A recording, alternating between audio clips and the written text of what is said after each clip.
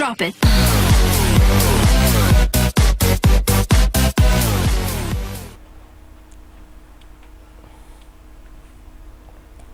Assalamualaikum warahmatullahi wabarakatuh. Jumpa kembali bersama Bapak Pak Andi Irawan. Kali ini kita melanjutkan materi fungsi kuadrat.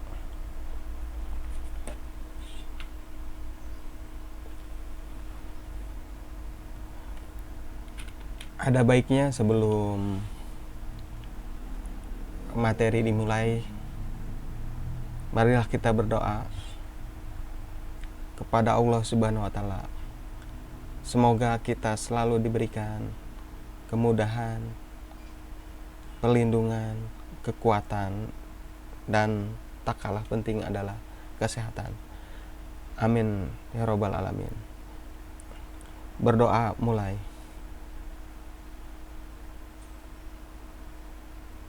Berdoa selesai.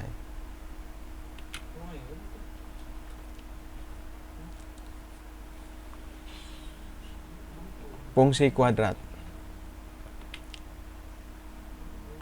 Fungsi kuadrat adalah suatu fungsi yang mengandung variabel dengan pangkat tertinggi 2. Jadi kalau kamu menemukan soal yang pangkatnya atau menemukan variabel yang pangkatnya tertingginya 2, itu adalah fungsi kuadrat ya. Jadi definisi fungsi kuadrat itu pangkat tertingginya adalah 2. Bentuk umum fungsi kuadrat adalah sebagai berikut.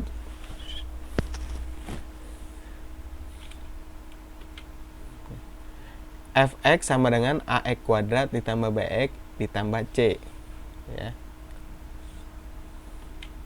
Atau y sama dengan ax kuadrat ditambah bx ditambah c ya. Jadi ini ada variabel yang pangkat tertingginya 2, maka ini disebut fungsi kuadrat ya. Cirinya itu ada pangkat 2-nya.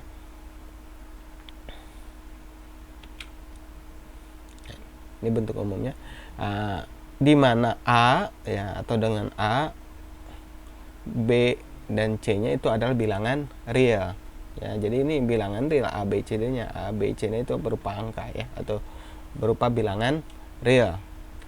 Dan a-nya itu tidak boleh dari 0 ya, a-nya itu tidak boleh sama dengan 0. Kenapa? Karena kalau a-nya 0 berarti nanti luluh si variabelnya. Karena bilangan kalau dikalikan 0 itu adalah kembali ke 0, jadi tidak ada pangkat di situ. Jika digambarkan grafiknya berupa parabola. Fungsi kuadrat fx sama dengan ax kuadrat ditambah bx ditambah c. Misalkan diketahui fx sama dengan x kuadrat ditambah 2x ditambah 3. Grafik tersaji pada gambar di samping. Nah, ini gambarnya seperti ini ya. Jadi kalau ini fungsi kuadratnya, ini grafiknya ya, ini gambarnya. Nah, ini kita namakan, namanya x kuadrat, y sama dengan x kuadrat ditambah 2x ditambah 3. Nah, grafik ini adalah termasuk fungsi ya. Kenapa termasuk fungsi? Kita buktikan dari sini. Kalau kita ambil sebuah garis vertikal, garis-garis vertikal ini sembarang di mana aja, pokoknya memotong sumbu ini, memotong grafik kurva ini, apakah dia akan dilalui satu titik enggak terhadap kurva ini? Kalau misalkan satu titik ya berarti fungsi kuadrat. Tapi ini udah termasuk nih, kita buktikan. Nah, Bapak ambil garis di sini misalkan. Nah, dia berpotongan di sini cuman satu titik kan. Nah, terus Bapak ambil lagi di sini. Nah, ternyata memotong di sini cuman satu titik. Bikin lagi di sini cuman satu titik. Oh, berarti ini merupakan fungsi kuadrat ya. Fungsi kuadrat. Berarti ini sama seperti latihan sebelumnya, ini ada yang kayak gini, berarti kalau gambar seperti ini itu termasuk fungsi atau pemetaan ya. menentukan nilai A, B, dan C pada fungsi kuadrat. Ini kan tadi rumus umumnya, fx sama dengan ax kuadrat ditambah bx ditambah c. Nilai A itu yang mana? Nilai A itu adalah nilai yang selalu di depan x kuadrat. Nah, ini yang di depannya, Bapak tandai. Nah, ini. Jadi nilai A itu yang di depan x kuadrat. Selalu itu. Mau dimanapun, x kuadratnya mau di posisi di sini, atau di sini, atau di sini gitu. Atau ya, itu kalau menempel yang di x kuadrat itu namanya A atau di depan x kuadrat. Nilai B itu ada nilai yang selalu di depan x. Nah, itu nilai B. Ya. Nah, ini B. Nilai C adalah nilai sendiri atau nilai konstanta atau tetap. Jadi tidak ada variabel atau pangkat 2 x-nya. Nah, ini Bapak ada contoh. Tentukan nilai-nilai A, B, dan C dari fungsi kuadrat di bawah ini. Ini ada soalnya, ada sampai G ini, A, B, C, D, E, F, G. Nah, coba kalian jawab itu ini ya. Oke, langsung aja kita bahas. Ini jawabannya. Y sama dengan x kuadrat min 2x dikurang 8. Udah jelas yang di depan x kuadrat itu adalah A, itu adalah 1. Kalau tidak ada ditulis itu dianggap 1 ya. Dan B-nya itu min 2. Karena di depan X. Itu kan tadi definisinya. Dan min 2 itu dapetin minnya ya tandanya. Jadi min 2 B-nya itu. Dan C-nya itu yang sendirian, dapetin minnya. Ya, jadi tandanya itu kena. Jadi C-nya itu min 8. Soal yang nomor 2, Y sama dengan 3x kuadrat ditambah 5x. Ya. Oke, berarti apa ini kira-kira? A-nya 3, betul ya, karena yang di depan x kuadrat. B-nya berapa? B-nya 5. C-nya nggak ada nih. Nah, berarti C-nya itu adalah 0. Kalau tidak ditulis itu dianggap 0. Nah, itu.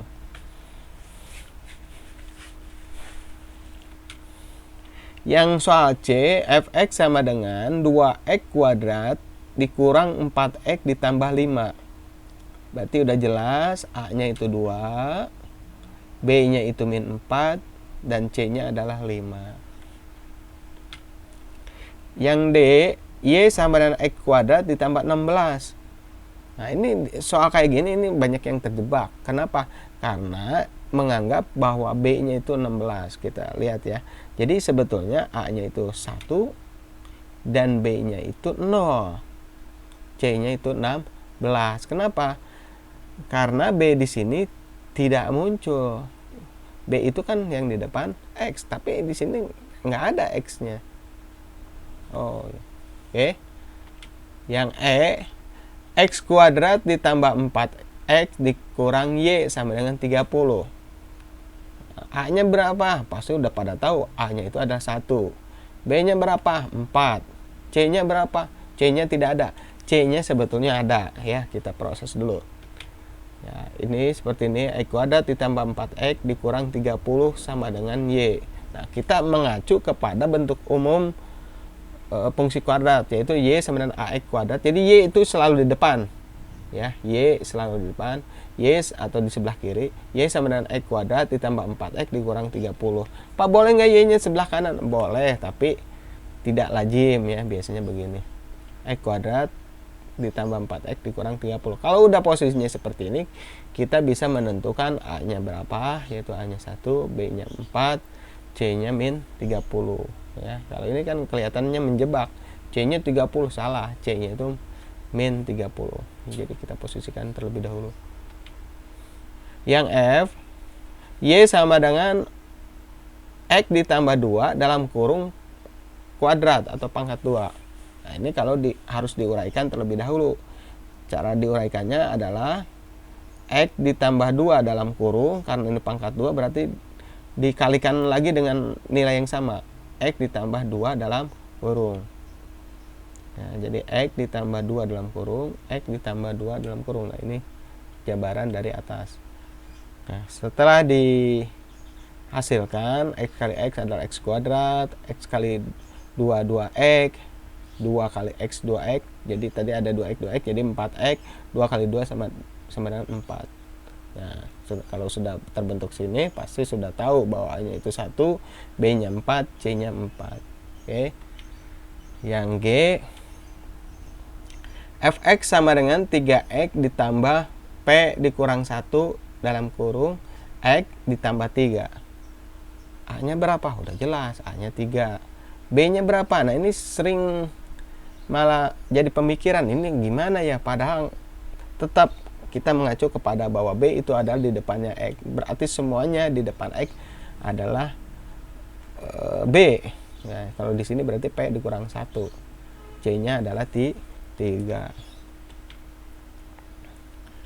Sifat-sifat grafik fungsi kuadrat.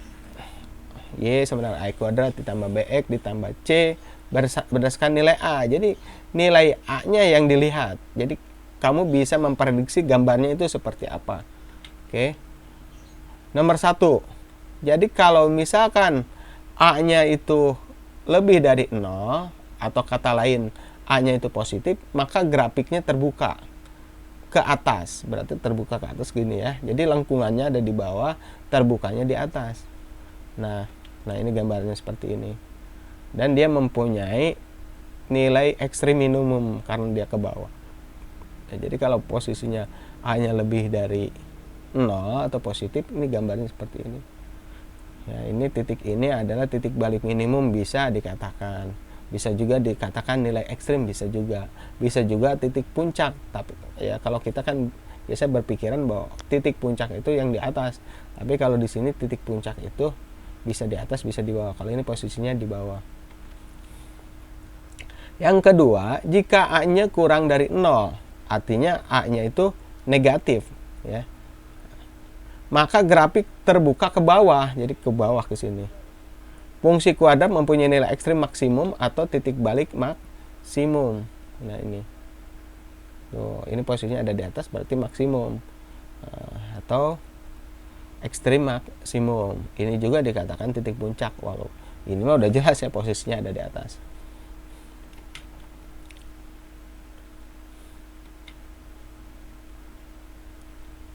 Nilai diskriminan persamaan kuadrat dinyatakan dengan ya.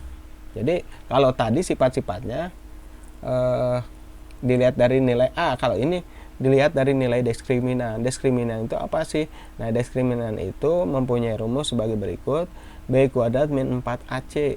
Jadi ini masukkan dulu dari nilai ABC-nya itu, B-nya berapa, A-nya berapa, B-nya berapa, C-nya berapa, baru masukkan ke sini. Kalau dia menghasilkan sebagai berikut, kalau misalkan ternyata kamu hitung-hitung ternyata D-nya jawabannya lebih dari 0, maka grafik memotong di sumbu X di 2 titik yang berbeda, ya. Ini nanti jadi keprediksi. Jadi kalau D-nya lebih dari 0, itu akan terbuka ke atas, ya. Jadi ini di bawah. Nah, ini gambarnya akan seperti ini, jadi terbuka ke atas ya. Tapi memotong di sumbu sumbu X, di 2 titik sumbu X. Ya, ini kalau ininya lebih dari 0. Nah, ini sama juga, ini cuman terbuka ke bawah ya, karena A-nya kurang dari 0. Nah, ini juga memotong sumbu X di 2 titik. Nah, jadi gini. Nah, jadi kalau D-nya lebih dari 0, Bapak ulang lagi, akan memotong di sumbu X di 2 titik. Sifat yang kedua, jika D-nya ternyata kamu hitung-hitung menghasilkan 0, maka dia akan gambarnya seperti ini. Jadi hanya menyentuh. Ya, titiknya cuma 1 titik ya. Menyentuh atau menyinggung sama aja. Ya, atau dalam bentuk gini juga bisa. Karena ini dilihat dari A-nya kurang dari 0, karena A-nya lebih dari 0.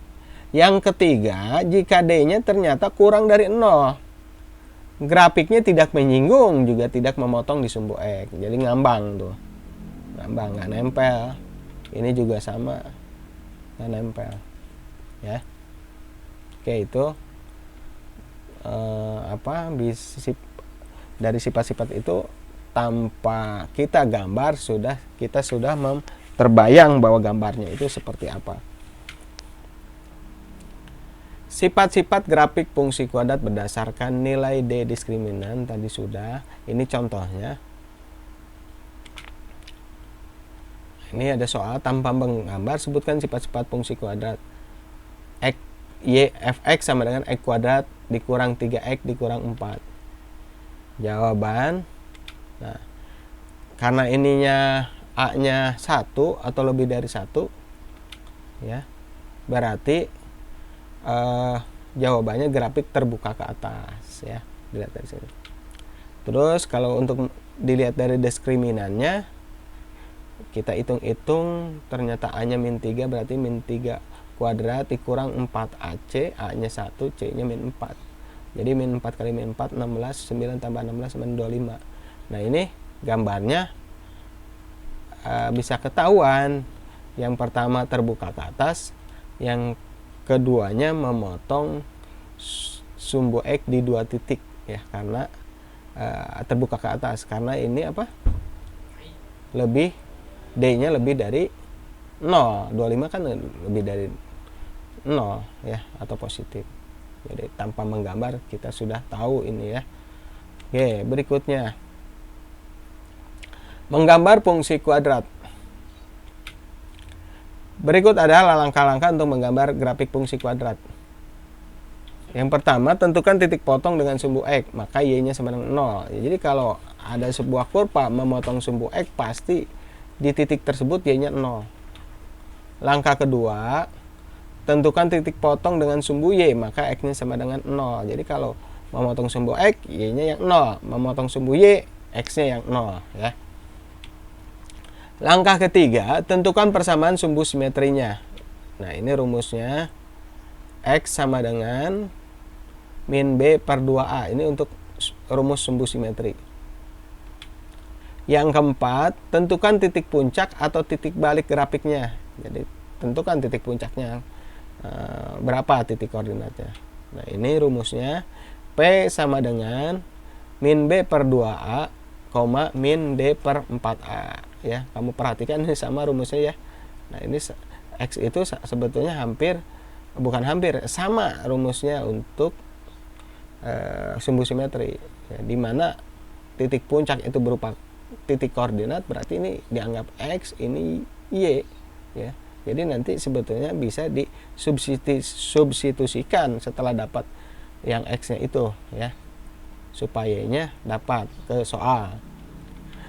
Yang kelima, hubungkan titik-titik tersebut sehingga diperoleh kurva berupa parabola. Jadi semua titik-titik koordinatnya dan hasil sumbu simetrinya dan titik puncaknya dikumpulkan dan akhirnya digabung, diperolehlah kurva berupa parabola. Oke, kita ambil contoh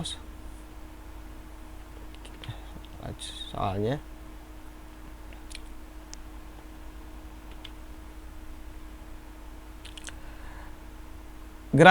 Gambarkan grafik fungsi kuadrat dengan persamaan Y sama dengan X kuadrat ditambah 2X dikurang 8 ya. Jawabannya, oke, kita bahas bareng-bareng.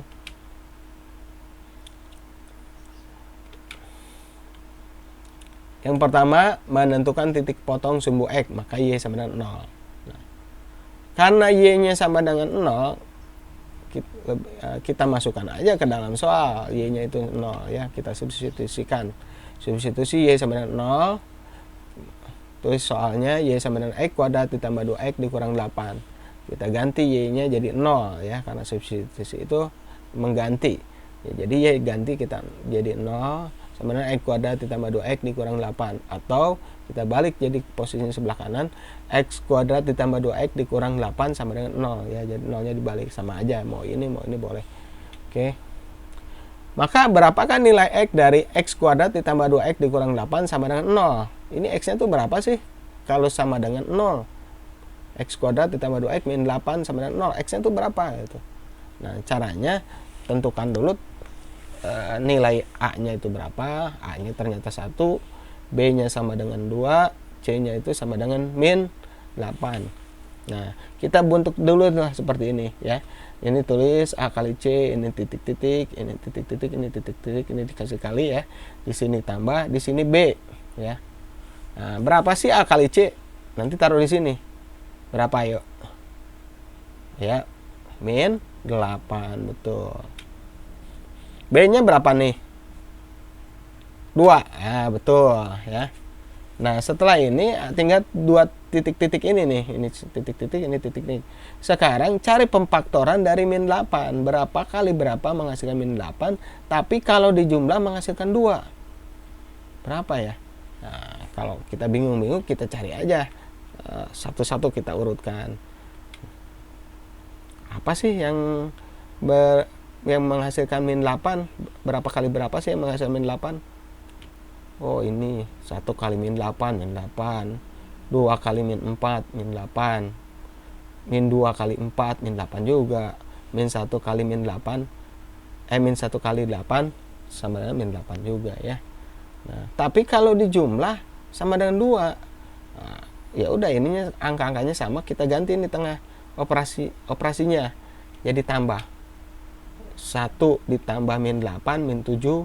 2 ditambah min 4, min 2. Min 2 tambah 4, 2. Min 1 tambah 8, 7. Oh, ternyata yang sesuai itu yang ini ya. Oke. Ya, ini ya. Tuh kan, ini min 8 di sini. Ini 2 di sini. Berarti ini yang cocok ya. Kalau cocok berarti kita tandai. Nah, ternyata yang ini. Kalau ini sudah cocok, lalu angka-angka ini kita masukkan ke dalam sini, min 2-nya di sini. Oke. Nah, ini itu didapat dari mana sih min 2? Min 2 itu dari sini. Nah, animasinya itu. Nah, ini 4, pindahkan juga ke sini. Oke. Nah, yang ini Pak gimana? Yaitu abaikan aja tetap. Ini x di sini x, ini ada titik-titik, titik-titik. Kalau ini penulisan X, ini sebetulnya sesuai dengan soal. Kalau X-nya itu di depannya angka 1, kamu tulis 1 di sini. Cuman kan kalau 1 nggak ditulis. Ya. Kalau di depannya 2, di sini tulis 2 juga. Paham ya? Ya, jadi tergantung soal. Ini kebetulan 1 ya, Bapak tulis X di sini, X di sini. Nilai angka-angka ini kamu taruh di sini. Ya, jadi masukin. Oh, salah. Nih. Nah, ini masukin ke sini. Satu lagi, yang 4 ke sini. Nah, ini animasinya ke situ. Oke. Lalu kita cari pembentuk nolnya yang itu. Nah, ini turunkan aja x tambah min 2 kan, ini tandanya dikalikan ya. Kalau tanda ketemu tanda dikalikan. Tambah positif kali negatif ya. Negatif. X dikurang 2 sama 0. Kita anggap ini x1 sama dengan 2. Kenapa 2? Karena pindah ruas ke kanan jadi positif, jadi 2.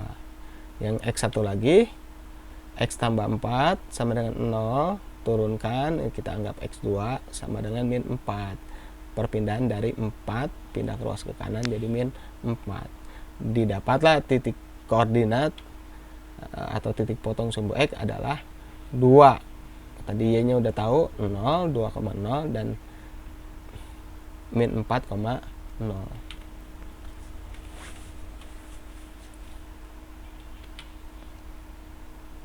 Langkah kedua, menentukan titik potong sumbu Y. Maka X-nya 0 ya. Ini kalau udah ketahuan X-nya 0, masukkan aja ke dalam soal. Ya, substitusi X sama dengan 0. Y sama dengan X kuadrat ditambah 2X dikurang 8. Y sama dengan setiap X diganti dengan 0. 0 kuadrat ditambah 2 kali 0 dikurang 8. 0 kuadrat 0 ditambah 2 kali 0, 0. Dikurang 8, min 8. Jadi hasilnya min 8. Jadi titik koordinat yang memotong sumbu Y yaitu 0, min 8.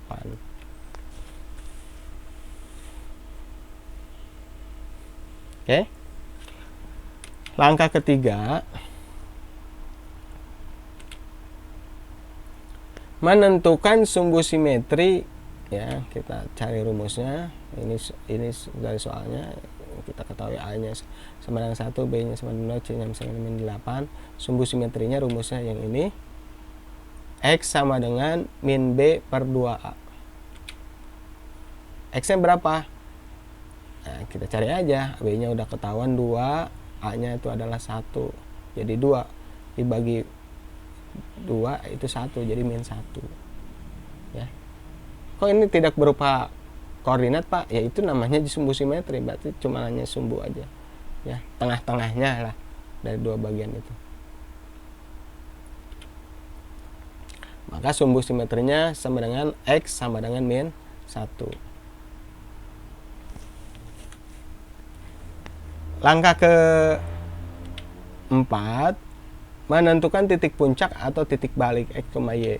Nah, ini rumus titik puncaknya. P sama dengan min B per 2A, min D per 4A. Ini tadi kan udah kita cari ya, berupa sumbu simetri. Jadi nggak usah dicari lagi ya. Udah tahu nih. P sama dengan X, Y, ya ini pengganti Y. Ya, X sama dengan min B per 2A. Ya, jadi X-nya adalah min 1. Sesudah dapat min 1, Pak boleh nggak pakai rumus yang ini? Boleh. Caranya substitusikan aja ke soal yang ini. Ya. Nggak pakai rumus ini, tapi hasilnya sama. Y sama dengan X kuadrat ditambah 2X dikurang 8. Y sama dengan min 1 kuadrat sama dengan 1 ditambah 2 dikurang 1, jadi min 2 dikurang 8, jadi 1 dikurang 2 min 1 dikurang 8, jadi min 9. Maka titik puncak atau titik baliknya adalah P min 1, min 9. Jadi titik puncaknya ini. Oke, nah ini yang terakhir. Ya, setelah didapat hasil tadi, hubungkan titik-titik tersebut ya, diperoleh kurva berupa parabola. Bapak siapkan dulu nih garis kotak-kotaknya. Nah ini Bapak langsung buat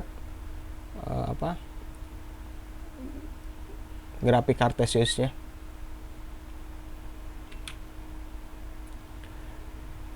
Tadi didapat titik potong sumbu X-nya berapa? Nilainya itu 2,0 dan min 4,0.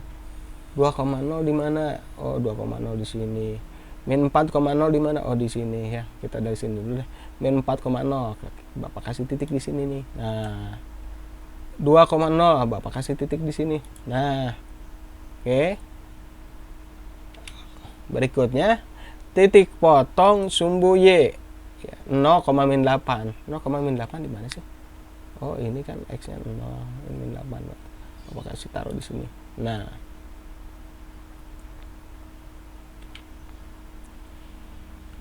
sumbu simetri sama dengan X sama dengan min 1. Di mana sih? Nah, ini kan. Nah, ini bukan berupa titik koordinat lagi, tapi ini sebagai sumbu simetri. Bapak kasih sumbu aja di sini. Garis putus-putus ya. Nah, ini X sama dengan min 1, ini sumbu simetrinya. Oke.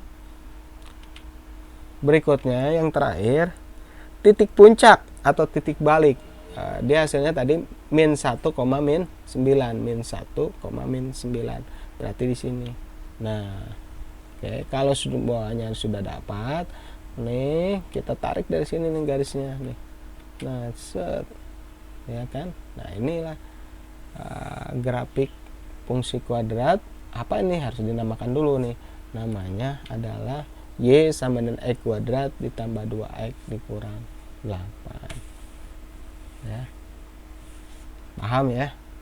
Nah, ini biasa sebagai oleh-oleh untuk di rumah.